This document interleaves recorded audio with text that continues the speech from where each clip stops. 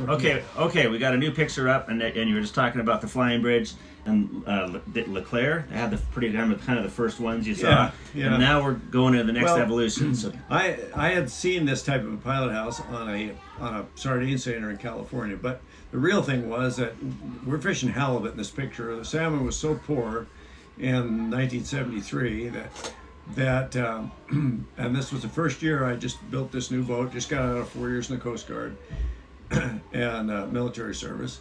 So we're fishing halibut. But the point is, I used to fish halibut with my dad. Growing up between salmon, we'd fish halibut, and I'd sit up there on a bench in the flying bridge, with my left hand on the steering wheel and my looking over my right shoulder, watching a ground line come up as my dad would gaff halibut and when we caught him and flip him in the bins.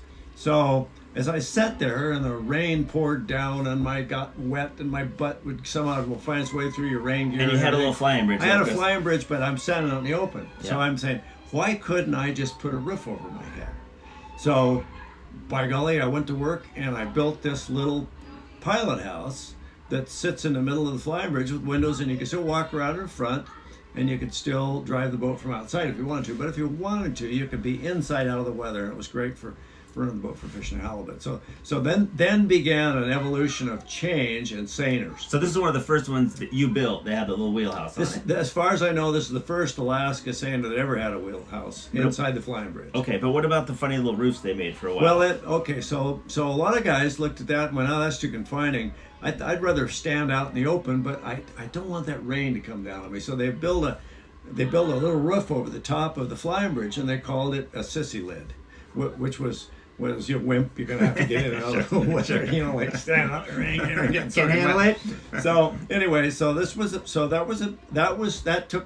took off better than this took off, and I'm watching this design evolution because I'm always into boat building anyway. Yeah. And I'm watching this happen, and I see guys put the sissy lid on, and then they realize that the wind's blowing them right in the face. So then they put this big plexiglass plate right in front of them so they could stand behind the plate.